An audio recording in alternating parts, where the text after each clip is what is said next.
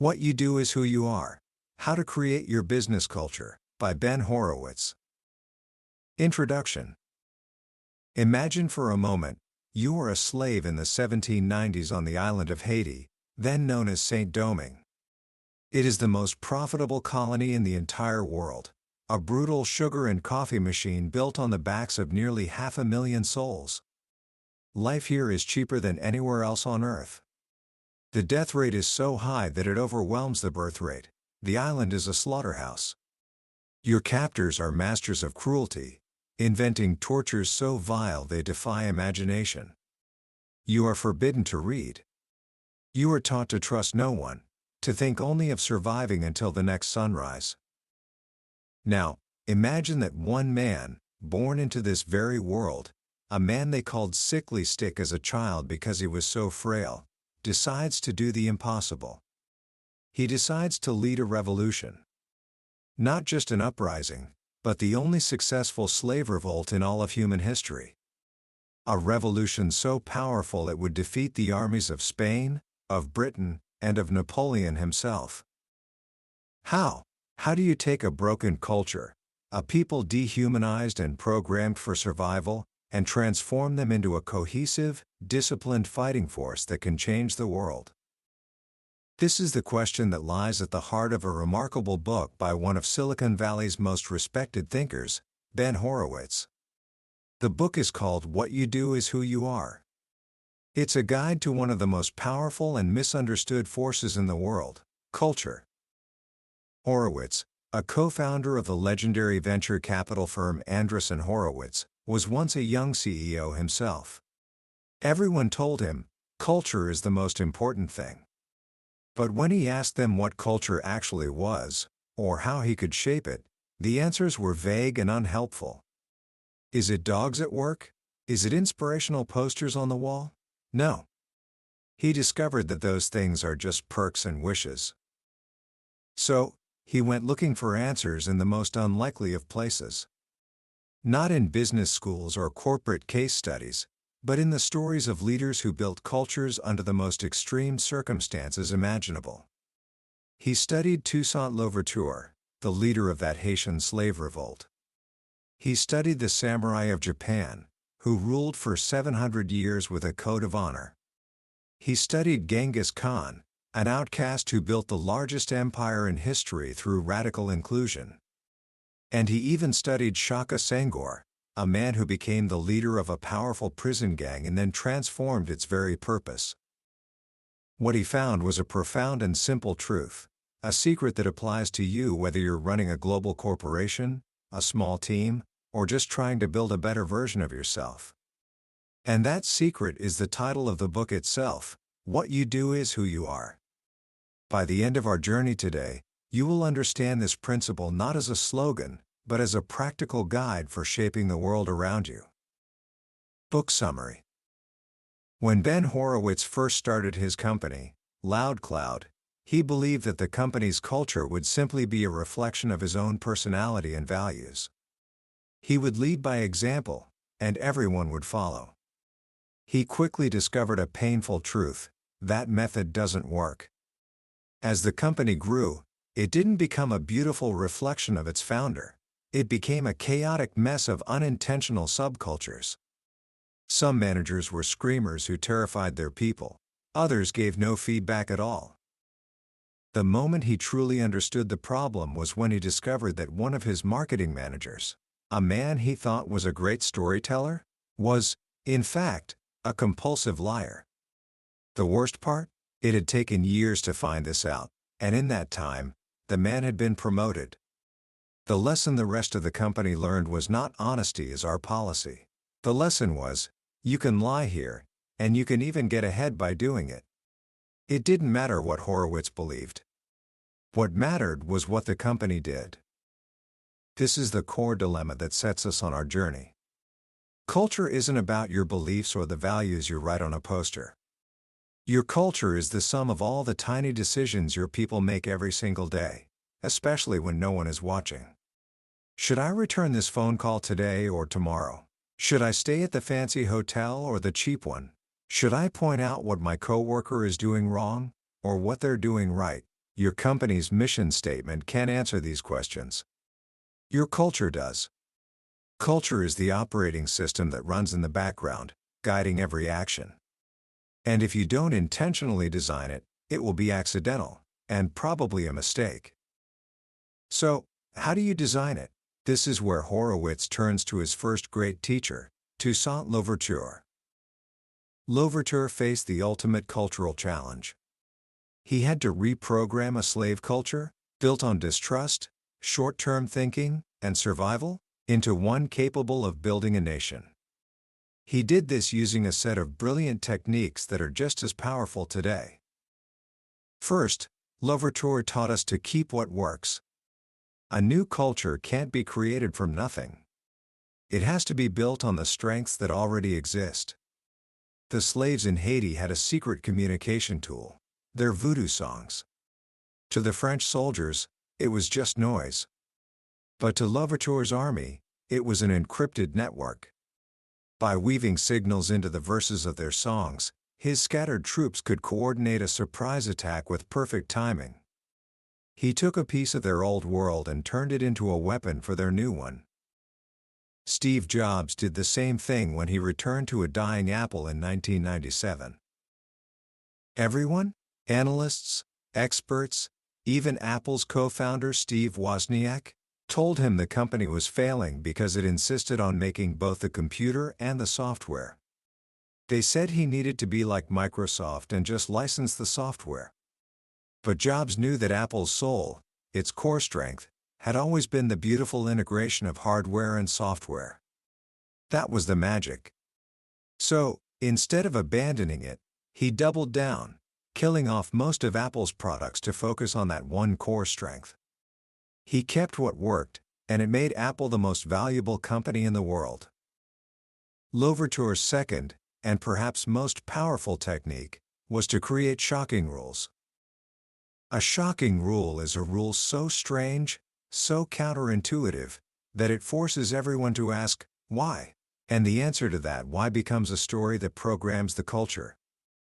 In Louverture's army, built on the foundation of slavery where trust was non-existent, he needed to make trust the central pillar. So he created a shocking rule: married officers were forbidden from having concubines. Now, in the context of an 18th century army, where pillaging and raping were the norm, this was absurd. His officers must have been dumbfounded. You want us to be loyal to our wives? Why? And the answer was the lesson. Because in this army, your word is everything. If we can't trust you to keep your word to your wife, we damn sure can't trust you to keep your word to us. With one shocking rule, he embedded honesty, loyalty, and trust deep into the fabric of his army. This technique is everywhere once you look for it. When Tom Collin became the coach of the New York Giants, he instituted Collin time. If you're on time for a meeting, you're late. He started every meeting 5 minutes early, and fined players thousands of dollars for showing up at the scheduled time. The players were furious. The press called him a tyrant. They all asked, why? The answer was the culture. It was a mindset of discipline, of being prepared, of being ready to work before the clock even started. That culture won him 2 Super Bowls. At Amazon, Jeff Bezos wanted to build a culture of extreme frugality, so that the company could always offer the lowest prices. The shocking rule? For years, every employee worked at a desk made from a cheap wooden door bought at Home Depot. A new hire would sit down and ask, why am I working on a door? And the answer was always the same: we save money on things that don't matter to customers, so we can pass those savings on to them. The door desk was a physical, daily reminder of the company's core mission. Louverture didn't just reprogram his army's morals, he reprogrammed their self-image. His third technique was to dress for success. When he joined the rebellion, most of the soldiers were fighting naked, just as they had worked in the fields. To give them a sense of being an elite fighting force, he had them dress in the most elaborate European military uniforms they could find. It seemed absurd. Weren't they fighting to destroy the Europeans? No. They were fighting to build an army that was even better. The uniforms were a constant, visible reminder of who they were becoming. This seems simple, but it's profound. When Mary Barra took over as CEO of General Motors, she wanted to dismantle its suffocating bureaucracy. The ultimate symbol of this bureaucracy was the company's 10-page dress code, with rules about everything. She replaced all 10 pages with just 2 words: dress appropriately. The managers panicked. They came to her and said, "This isn't enough. What does that even mean?" And her response forced them to do something they hadn't done in years: actually manage. They had to talk to their teams, use their judgment, and take responsibility. The new dress code wasn't about clothes, it was about empowerment. These techniques, keeping what works, creating shocking rules, dressing for success, are all about action. But Horowitz found another model of culture building that was based on something deeper: a state of mind. For this, he turned to the samurai of Japan. The samurai ruled Japan for nearly 700 years, an incredible reign made possible by their code, known as Bushido, or the way of the warrior. The most important lesson from the samurai is the difference between values and virtues. A value is a belief. A virtue is a belief you actively pursue. Most corporate values are just beliefs on a wall, which is why they're worthless. The samurai built their entire culture on virtues, on action. What you do is who you are. And the core of their entire system, the shocking rule that powered everything else, was this: keep death in mind at all times. It sounds morbid, but the logic is beautiful. The samurai understood that if you truly accept that you could die at any moment, you live differently. You treat every interaction as if it might be your last. You pay meticulous attention to every detail, because you want to meet your end with honor, not with a sloppy, unkempt appearance. This constant awareness of death didn't make them passive, it made them hyper-present, focused, and dedicated. It was the ultimate motivator for quality and care. This mindset is what separates good companies from great ones. The great ones understand that their time is limited. The market could change, a competitor could emerge, they could go bankrupt tomorrow. By keeping death in mind, they focus on what truly matters: the quality of their work, the meaning behind their mission, and the way they treat people. The samurai also showed how to build a complete cultural system. Their virtues, like honor, politeness, and sincerity, all balanced each other. Honor, taken to an extreme, could lead to violence over the smallest insult. But it was balanced by politeness, a complex set of rules for how to behave with respect in every situation. And politeness, which could easily become fake, was in turn balanced by sincerity, the belief that a samurai's word was unbreakable and that politeness without truth was worthless. It's a masterclass in cultural design. When Horowitz started his own firm, he wanted to build a culture of respect for entrepreneurs. But he knew that respect could be misinterpreted as just being founder-friendly, always taking the founder's side, even when they're wrong. That creates a culture of lies. So, like the samurai, he paired it with a balancing virtue: we tell the truth, even when it hurts. And he anchored it all in a daily action, a virtue: being on time for meetings with entrepreneurs, with a fine of $10 for every minute you're late. That small action forced a cascade of other positive behaviors: planning ahead, running meetings efficiently, and constantly remembering who the firm was there to serve. Now, both Toussaint Louverture and the samurai built exclusive, tightly knit cultures.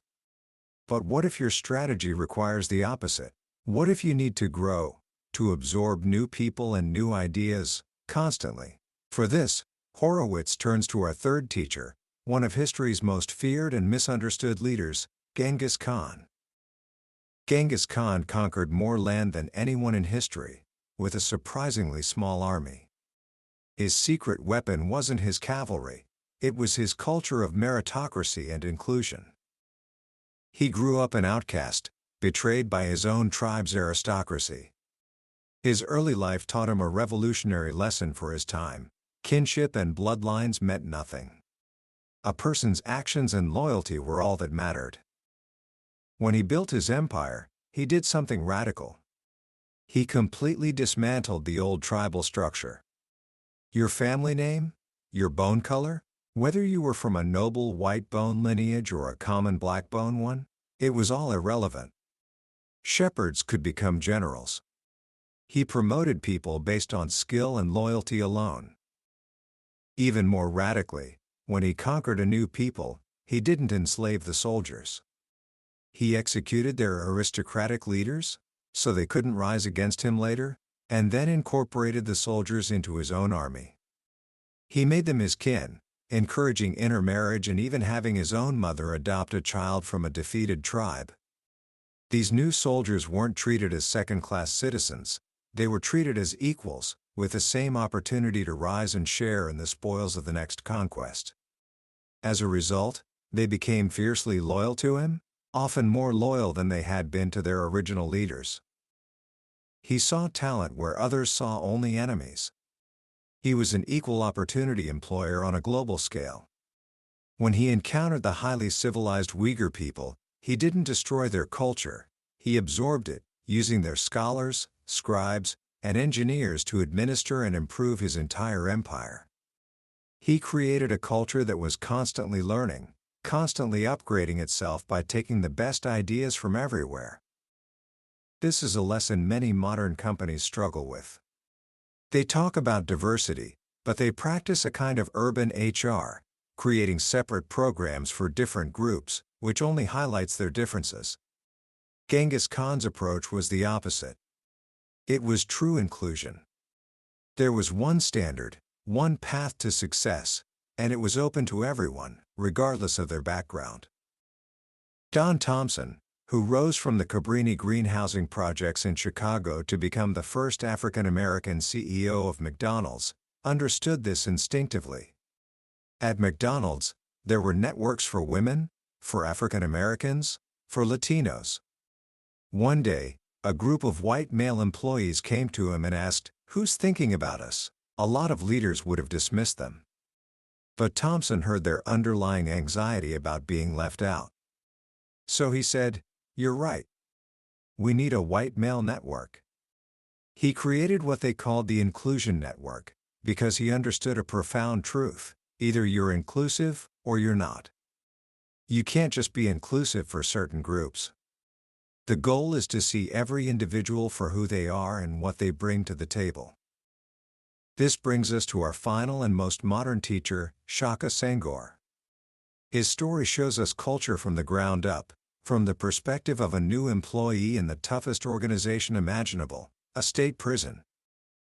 Senghor entered prison at 19 for a murder he committed. The moment he was released from quarantine into the general population, he got his cultural orientation. He watched a man get stabbed in the neck, calmly and casually. That one event taught him everything he needed to know about how to survive. This is a critical insight. Your new employees learn more about your culture on their first day than from any handbook or speech. They are watching everything. Who has power? What behaviors get rewarded? What gets you in trouble? Their first impressions are seared in. Senghor joined a gang called the Melanics, which had a code of black uplift and self-determination.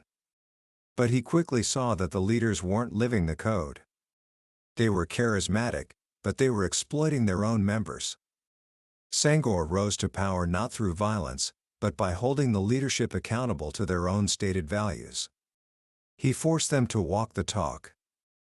But then came the turning point. After building the Melanics into the tightest, most feared squad in the prison, he had a moment of clarity. In a tense situation, he realized that the culture he had perfected was a culture of fucking savages. The very rules and loyalties he had enforced had created an outcome he no longer believed in. This is the hardest journey for any leader. He had to change himself to change the culture. He began to use his power differently. Instead of just enforcing the code of loyalty, he started teaching his men about empathy and emotional intelligence. He used his status to create a new culture, one focused not just on surviving prison, but on preparing for life outside, on healing the brokenness they all came from. He used a technique of constant contact, requiring his men to eat together, study together, and talk together every day, to slowly but surely shift their way of being. Senghor's story reveals that culture is never static. It must be constantly examined and reshaped. As a leader, you might build something powerful, only to realize it's not what you truly want. And the only way to change it is to start with yourself. So, what do all these stories teach us? Horowitz distills them into a playbook for any leader. It starts with being yourself. A culture has to be authentic to the leader. The basketball player Charles Barkley famously said, "I am not a role model," because he was trying to be one person in public and another in private. It was exhausting. His teammate, Hakeem Olajuwon, said the opposite, "I am a role model," because he was the same person everywhere. You can't lead effectively if you're pretending to be someone you're not. Next, your culture and strategy must be aligned. The famous saying "culture eats strategy for breakfast" is wrong.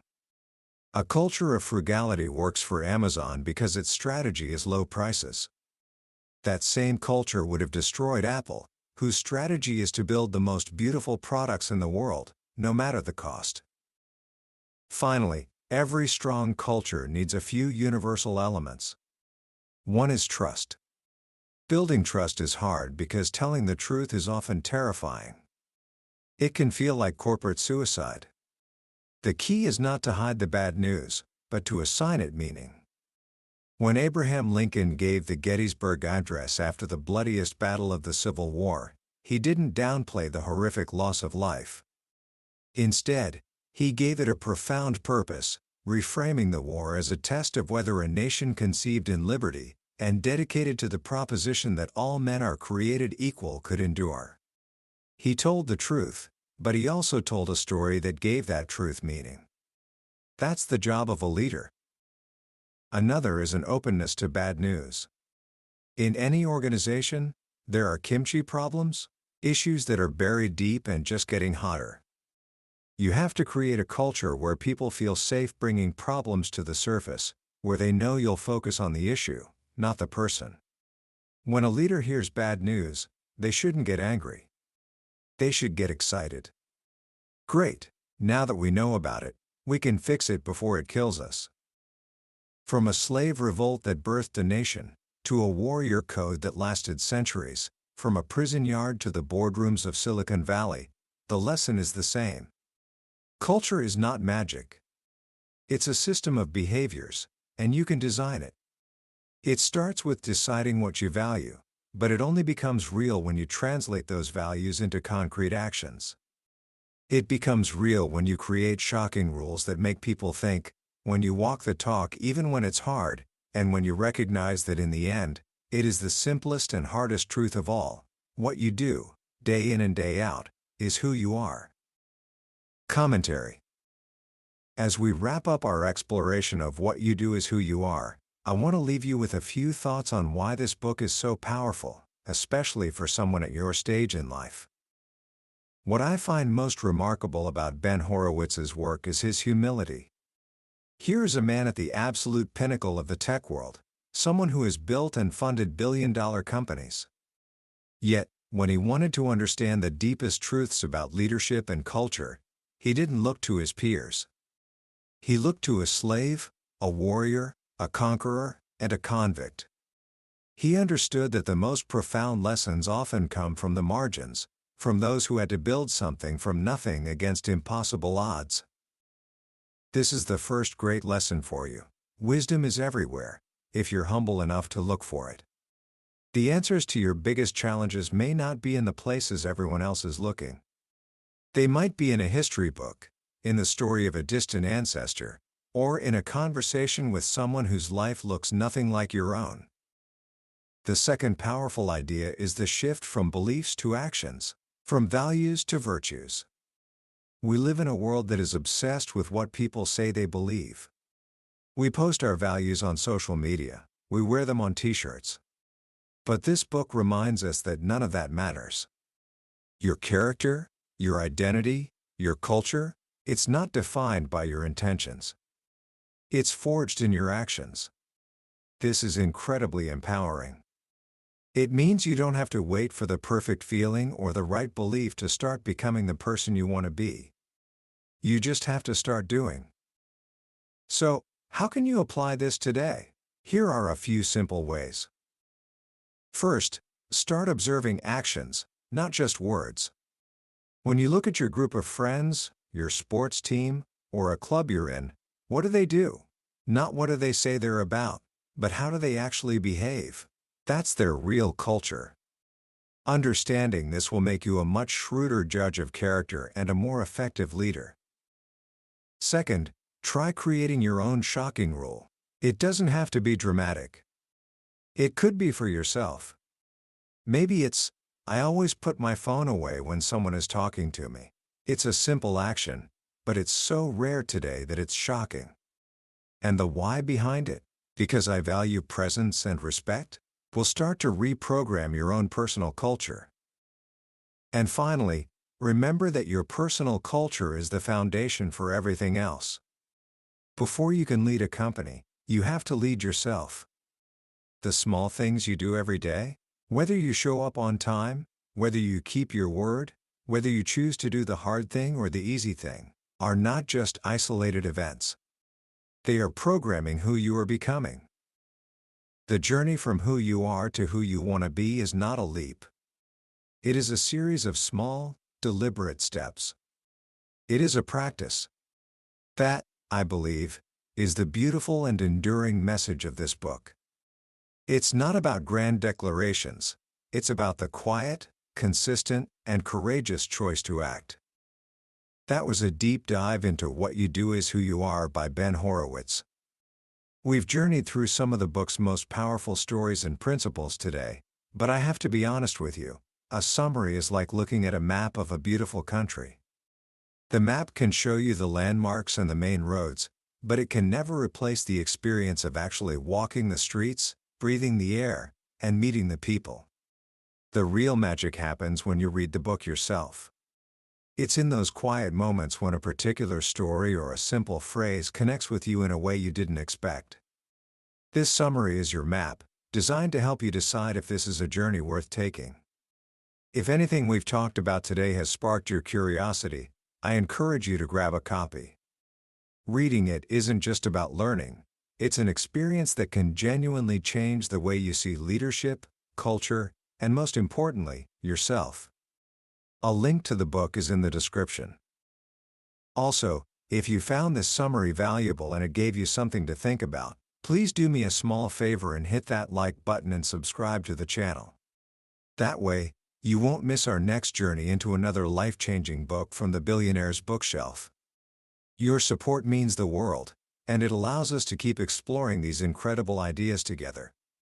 Let's keep growing.